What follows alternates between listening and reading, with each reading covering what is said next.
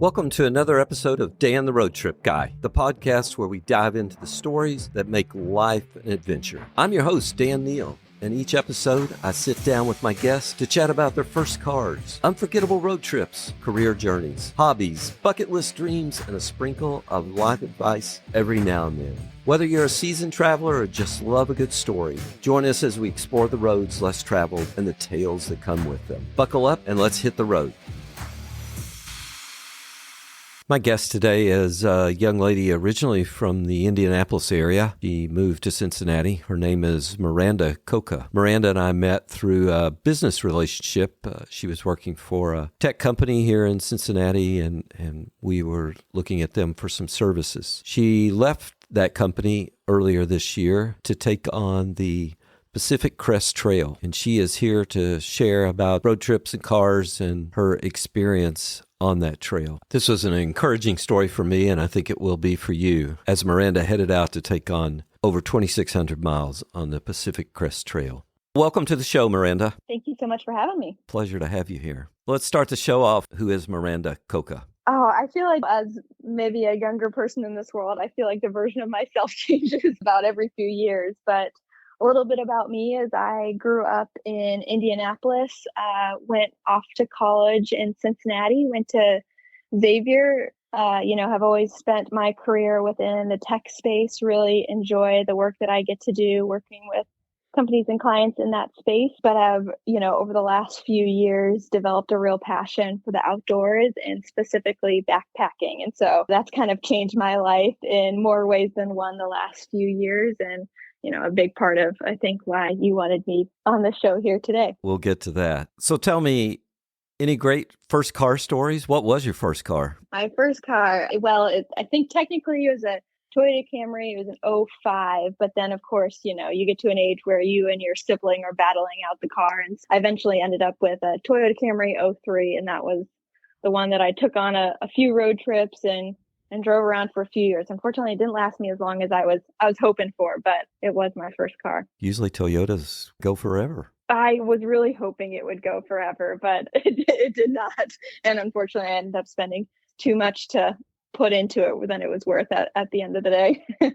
Did you buy that used? I did, yes. Got it used, and I think that was, I don't know, yeah, my brother still has his. So his has lasted him a lot longer than mine lasted me, but yeah, I guess you never really know when you get a used car how it's going to turn out sometimes. Absolutely. And did you get that in college, high school, or after? I got the '03 Toyota Camry I got in college. So I only drove it around for about 3 years. It really didn't last me long. Yeah, it was a reliable car for a bit and did like a few road trips with it, drove it to Florida one time and it made it back. But eventually I realized, I was about to move to Cincinnati, and I realized, I can't drive between Indianapolis and Cincinnati anymore. This car is not going to be a reliable transportation. Right. You grew up in Indianapolis, but you came to school in Cincinnati. I went to Xavier University, and as many people in Cincinnati area know, it's a Jesuit university. And while I don't consider myself Catholic, I really wanted a school that had more of a focus on social justice. So I was in the business school there, but wanted an education focus on social justice, and have always been passionate about tying for-profit business with social responsibility. And so could kind of make that possible going to Xavier. So it was a really good school to attend. I enjoyed living in a city, and I think being in a city as a college student provides a lot of great opportunities for internships, and was a fun place for me to be.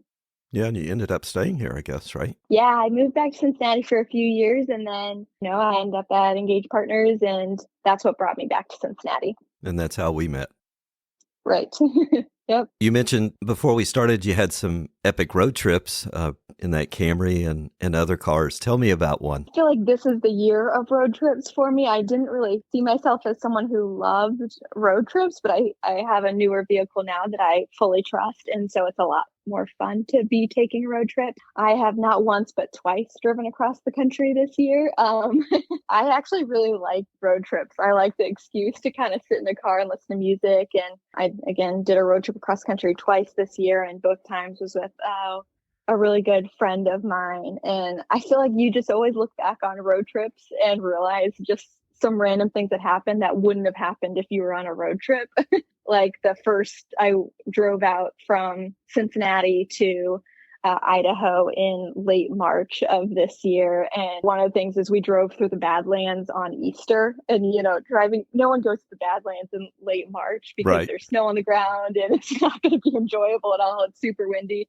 And we drive in and no one is there. No one's there. You can't really even like see that far in front of you. So you can't see the beauty that is the Badlands. And then we decided to go to Mount Rushmore. It's like one of those was funny in the moment. And like, I think we'll always look back on this as like this wouldn't have happened if we were on a road trip. We would have planned for prettier weather, but we got to Mount Rushmore. And I remember my friend, she's like the kindest person. And she was so nice to the guy who was like, we had to pay to get in. So nice to him, like wishing him happy Easter, all that. And we drive in, and we start walking out to Mount Rushmore. And we realize, oh, we can't see anything. It's way too cloudy. And like walk straight up and, we're at like the closest point we can possibly be to Mount Rushmore and still can't see anything. It was just like, one of those funny moments again of like, no one's in Mount Rushmore at the end of March because that's not a great time to see it, early April. And I think that's just like how road trips go. There's like just funny moments that you look back on of like, oh, didn't see that one coming. For sure. Yeah. So now you have to go back at some point so you can see Mount Rushmore and go, oh, that's what we missed. I know. I'm like, well, now it's still on the list of places to go because I didn't see it the first time. Now, US 50, it's a cross-country highway. Have you been on that highway? Yes, I think I have a little bit, not much. Well, so the next trip you make, you're going to have to at least drive it from Sacramento, California to Colorado. Then you can jump on the interstate and go. It's the most beautiful. I tell people it's the most beautiful drive, but kind of like the Badlands, it's called the loneliest road in America for good reason. Yeah, I bet that's a pretty drive, though. Yeah, it's beautiful. So you'll have to do that. Yeah. I don't know. What's it been? About a year or so? You quit your job, right? Yeah, it was at the end of March of this year that I quit. Okay. Yeah, it was March of this year. Yeah, I know. Time is crazy, but yeah, March of this year. And you took off to the West Coast because you're going to walk the Pacific Crest Trail. Mm-hmm. Yeah. I don't know if you want me to dive into it and explain we'll get there, but did you just wake up one morning and go, this is what I'm going to do? Tell me what put that on your list of, I've got to go hike this. I mean, as I kind of said in my intro, I have enjoyed hiking over the last few years and gotten into that, but it wasn't something, I mean, I grew up camping every so often, but I wouldn't say I backpacked or I, loved the outdoors. I think a lot of people can relate to this. During COVID, I spent a lot of time outside, spent a lot of time camping with friends. And so that was like my toe back into enjoying camping, enjoying being outdoors. And I say I went on my first real backpacking trip in September of 21. So it was actually right as I was moving from Indianapolis back to Cincinnati to start my job at Engaged Partners. I did a week-long backpacking trip in the Wind River Range in Wyoming. And it was with 3 other women and friends. I guess in some ways it changed my life. Okay. I just fell in love with hiking out in such a remote place and experiencing like beauty that I had never seen before. It's funny because both like the 3 other women that I hiked with, they were in great shape. They were always climbing up the passes well before me. And I was dragging behind, out of shape and not used to the altitude at all. But I loved every minute of it. I just thought it was beautiful. And yeah, I love so many aspects of backpacking. So I kind of left that trip thinking like, okay, I want to do more of these. And I think I just had like a lot of little moments. Like there's a trail called the Sheltowee that goes through a big section of Kentucky. And so I did that whole trail across 2022, continue to do other backpacking trips. I had a good friend in 2023 who hiked the whole Appalachian Trail. So I had like little moments of seeing people hiking things that I might want to do, or hiking with other people, backpacking with other people, that kind of got things, gears turning in my head. And I think I'm always someone who likes a challenge. I look back on those significant moments in life and recognize there's a moment of like, okay, I could do the same thing, or I could take on a new challenge. And I was really enjoying my career and what I was doing in Cincinnati the last, 2+ years. That like filled me up in so many ways, but I kind of wanted to take on a personal challenge, and the Pacific Crest Trail, or doing a long distance backpacking trip, is definitely a new challenge. I feel like I had this moment in time where I realized I'd never really taken on a challenge in which I didn't think I could necessarily succeed at it. And so I was interested in trying something that would really push me out of my comfort zone in a new way, and something that I wasn't guaranteed to be successful at. Right. Yeah, that excited me. I think as a solo female hiker, I definitely had I had to process, am I okay hiking alone? That was a huge component of me discerning whether or not I was going to do a long distance hike. But yeah, I would say there was a number of moments in which I was surrounded by people who knew the backpacking world and enjoyed backpacking. And so I could kind of test out whether I would enjoy doing a thru hike, and then just like an interest in a challenge and being in just a really unique season of life where I felt like, okay, if I'm going to do a thru hike, like this is the best time to do it. And so that's how I ended up deciding on the PCT. People decide like, okay, there's a few different long distance trails in the US, but I kind of always knew if I was going to do a long distance trail, it was going to be the Pacific Crest Trail. It's just beautiful. And for those who don't know that are listening, it begins where and ends where, and how long is it? Pacific Crest Trail, most people hike it north, so they say Nobo. You can hike it south or Sobo, but most people, I think like 80% of people who do the Pacific Crest Trail, they hike it north. And if they're hiking it north, they start just 45 minutes east, driving distance east of San Diego on the Mexico-US border, and you go north to Canada. So you go all the way through California, Oregon, and Washington. It's 2,650 odd miles, and it goes through 700 miles of desert in California. It goes through the Sierras in Yosemite, really close to Mount Whitney. A lot of PCT hikers hike Mount Whitney, and then you cross through all of Oregon and Washington. So it's, in terms of the beauty of hiking a trail like the Pacific Crest Trail, it's pretty incredible what you get to see. And when did you start? There's a permit system for it, so there was some amount of good luck in that. It's kind of a harder permit to get over the years, or has become one, but I ended up getting a permit for 4/14, so April 14th. Started April 14th, and then the last day I was on trail was October 2nd.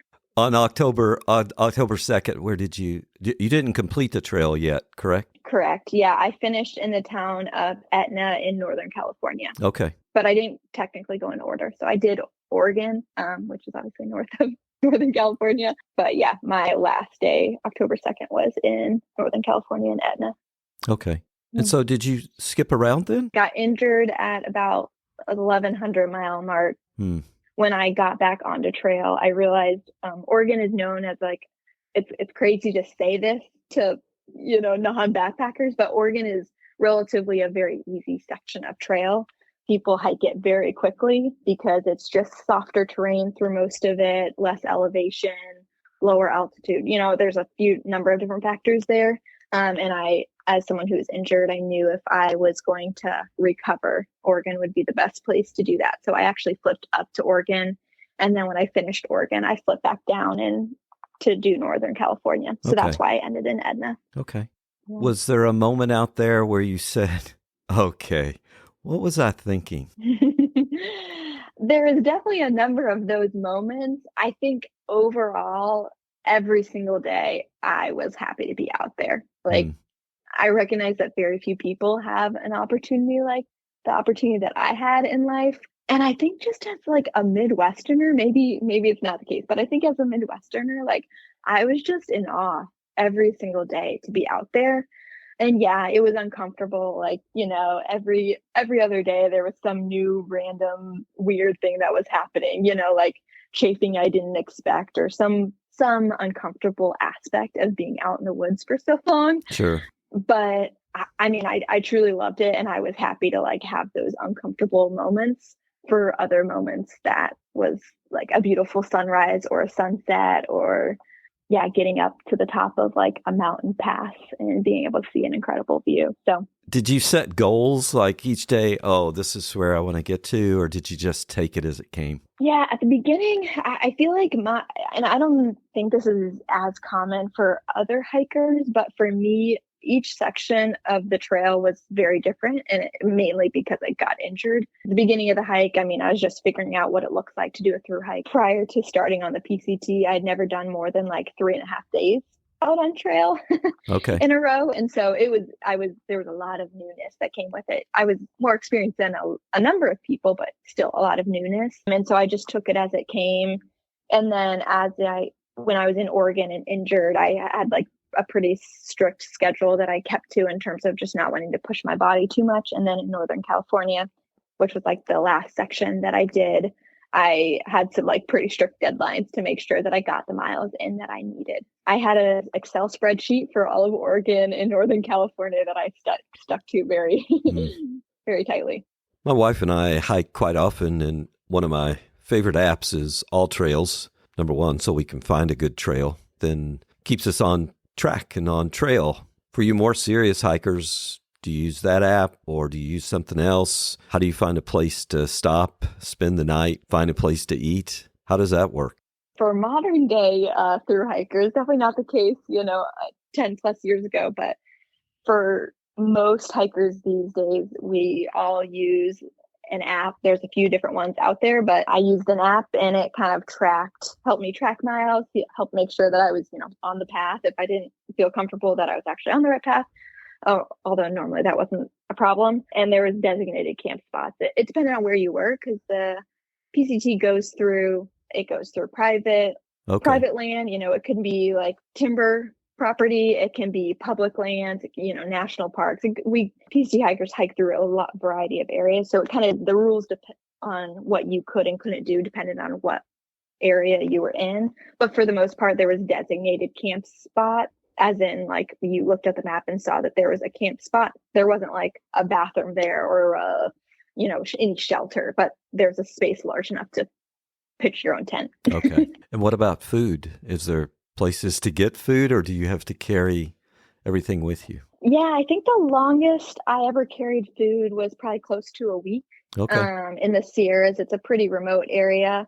And so, I think I carried about close to 7 days of food at one point. But other than that, it was, again, depends on what area you were in. But when I started the trail, I didn't do any shipping of food ahead of time. I would just hike for a set amount of days, mileage, and then I would get into the nearest town and resupply, get food from a random grocery store normally, Okay. Kind of put that all together and get back out on trail. Yeah. And did you hike with other people? Yeah, I think that's the great thing about the PCT is that they hand out 50 permits per day from like part of March to end of May. And so you're starting with 50 other people. Okay. It's not like a starting race line where it's like ready, set, go.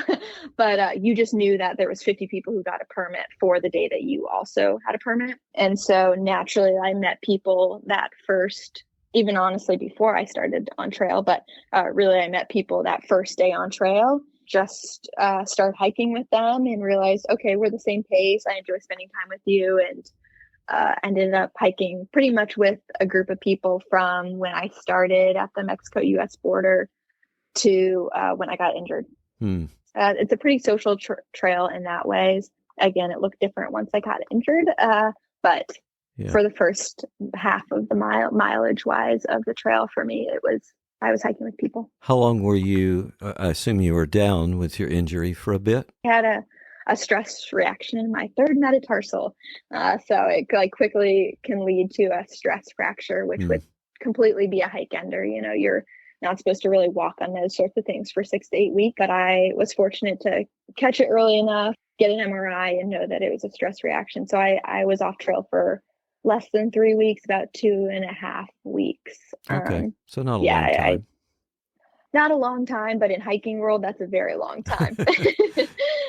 When you know that snow's hitting Washington, 2.5 weeks is a very long time. And more than that, when I got back on trail, I was doing 10-mile days, and most people in Oregon do 25, 30-mile days. I was at a very different pace than all of my hiking peers. Sure. When I got back on, but was happy to be back there hiking again. Yeah, sure. Is there a one particular place that you just have this great memory of, whether it be a sunrise or a sunset, or is there something you saw that just is always going to be in your mind? I would say my favorite section of the hike was the Sierras. It's, the middle of California. And I think hiking through that section, it's an area where it's very hard to hike in that section, just in the sense that you have to get a permit if you're ever going to hike in that section.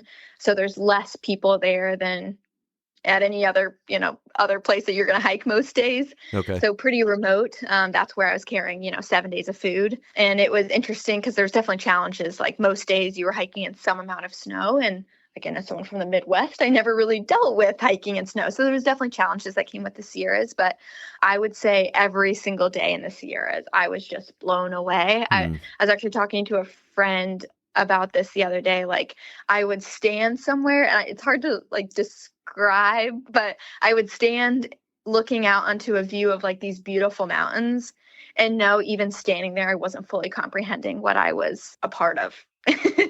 Because it's just the view is absolutely stunning to see all these mountains and the snow and the peaks, and to be out in an area that so few people experience. Yeah, it was just like breathtaking every single day. No, it's one of those moments where you take a photo and you're like, well, that doesn't do it justice at all. Yeah, I was going to say my wife and I always do that. We'll be out on a hike. We'll be someplace driving. We'll take a photo and it'll be like, oh, well, that's disappointing. Yeah. Yeah. But I didn't love always hiking in the dark, but, to see a sunrise or a sunset in the mountains is stunning. So I always really like those points. And yeah, there's definitely sections that were prettier than others, but every single day there was a pretty view at some point. So you haven't finished the trail yet. What's the plan? When I got injured, I kind of had a few different decisions to make in terms of what it was going to look like. I decided ultimately not to hike Washington this year. So I didn't get to Canada and really kind of decide instead again to flip back to Northern California and to do those miles, because my goal is to stay in the Pacific Northwest. And so I thought it'd be easier for me to make up Washington over the next few years. Sure. So yeah, I haven't yet PCT wise set foot in Washington, but I could probably do it in a few different week-long hikes. Oh, fun. So my goal is to still get it done. The whole reason why I decided to flip down to Northern California was like, I had a goal of doing the PCT, and while I didn't get it done this year, it's still the goal that I want to accomplish the whole thing. So yeah, I think over the next few years, I'll make up Washington sections. And I didn't do like a very small section in Oregon because there was wildfires. Like this year, there was just a ton of wildfires. Sure. So there was most of half of Northern California at one point was closed. The trail was closed due to fires. Oregon, there was a section from April until mid-October that was closed due to fires, and almost half of Washington was closed due to fires at one point. So this year's through hikers and doing the PCT experienced a lot of navigating forest fires, but hopefully making up Washington in sections that will be easier to navigate. Well, good luck on that. We'll make sure we're still following along when you start back yeah. Yes. All right. So this is a big bucket list item that you just worked on, but what else is on your bucket list? You got any other big hikes or any other adventures that are on your bucket list? You're a young person, so. It's funny when you put down that question, nothing came to mind at first, and I kind of just laughed at myself. I was like, nothing's coming to mind, but I quickly came up with things. Don't worry. No, I think I would still like to do some smaller long distance hikes. Sure. So there's a trail in Colorado. There's one in Arizona.